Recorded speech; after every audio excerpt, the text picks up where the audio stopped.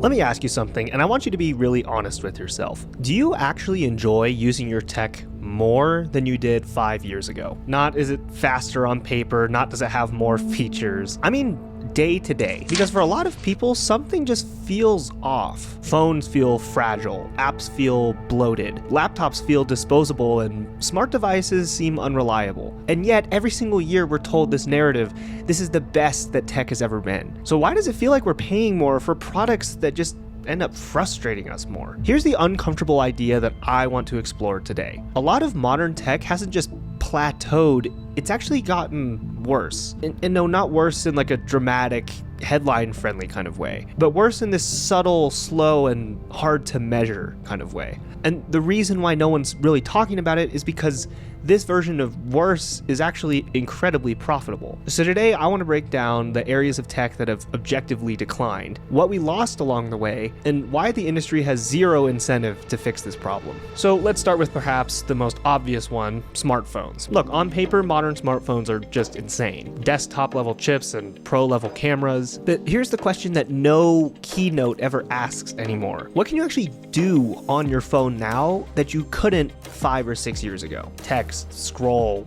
watch videos, take photos, email. I mean, the core experience hasn't meaningfully changed. But here's what has changed about smartphones. They've become far more expensive, they're much harder to repair, they're way more fragile, and they're a lot more locked down. The reality is battery life hasn't really meaningfully improved either. Repair costs are higher than ever, and upgrades often feel just cosmetic, if anything. I mean, what do we get year to year? A bigger camera bump, or maybe slightly smoother scrolling, or some strange AI feature that you'll see in the keynote and then never actually use. And look, this is not an accident. Phones stopped being designed as long-term tools and have now become subscription hardware. And not in like a literal monthly sense, but psychologically. They're just built around the assumption that you're going to replace them. Longevity is no longer the goal.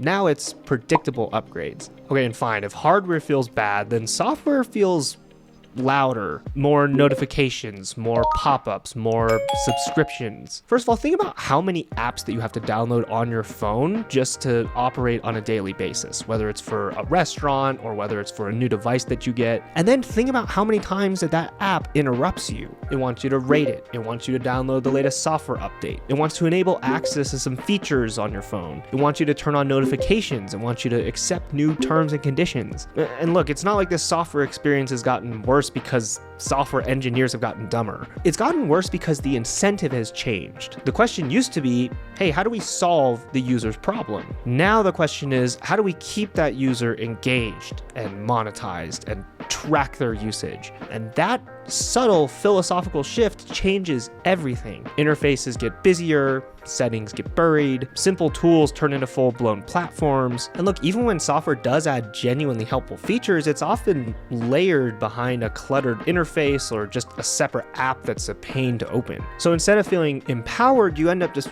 feeling overwhelmed. Software is no longer trying to disappear into your workflow, it's constantly trying to grab your attention. And look, I guess with software, you can always just reject an update or not download an app, but when it comes to something like a laptop, you don't have any choice but to buy the hardware. And honestly, I feel like laptops are one of the clearest examples of tech getting worse in exchange for aesthetics. Look, modern laptops are thin and they do look good, but there's a lot of things that we've actually sacrificed without even realizing it. Ports started to disappear. Upgradability all but vanished, and repairability has now just become a nightmare. RAM is soldered on, storage is locked, batteries are glued. So any one of these single components failing will just kill your entire machine. And here's the key thing. Most people don't replace their laptops because they get slow. They replace them because a battery got degraded, or their storage ran out, or maybe one of their ports failed. Problems that used to be compartmental and fixable are now terminal. So this design optimization hasn't made laptops into better tools. It's just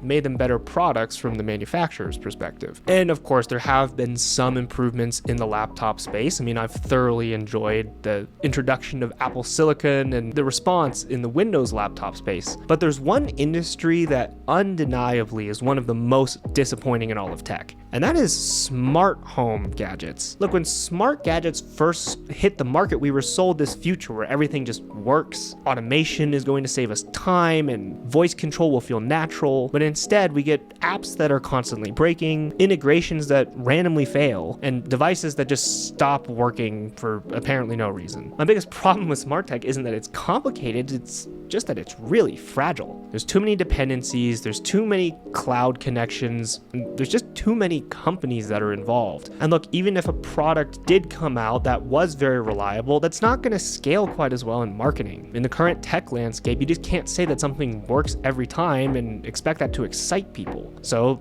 therefore it's deprioritized, which is kind of wild because that's the entire point of smart tech. A smart home that only works 80% of the time is just plain worse than a dumb home that works 100% of the time. And look, one final category of product that I want to point out is the ever-growing corpus of tech accessories. Headphones, earbuds, keyboards, mice. This category, far from collapsed, it just peaked and then kind of stagnated. Audio quality improvements are now pretty marginal. Noise cancellation gains are incremental. And now, like a lot of the other tech industries we've been talking about, design refreshes are now replacing real innovation. But prices are going up, and a lot of the times durability starts to go down. We have non-replaceable batteries, which turns normal wear and tear into obsolescence. And now minor failures have to turn into full replacements. I mean, accessories used to be a safe long-term purchase, something that you could keep around for years. Now we're starting to bridge the gap into making these another consumable. So look, why is this not a bigger conversation if all of these things are happening at the same time? I mean, first of all, this decline is pretty gradual. I mean, usually things don't break overnight, and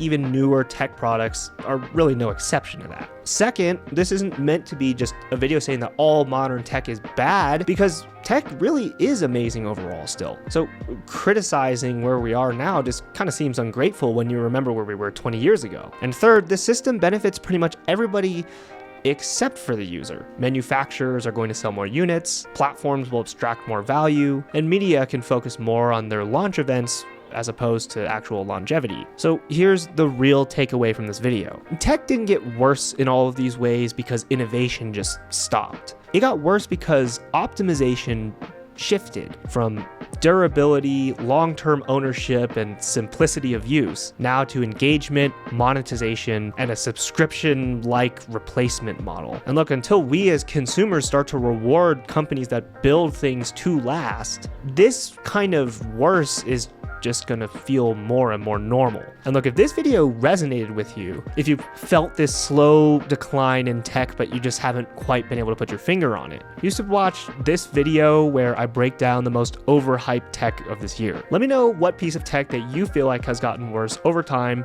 in the comments below.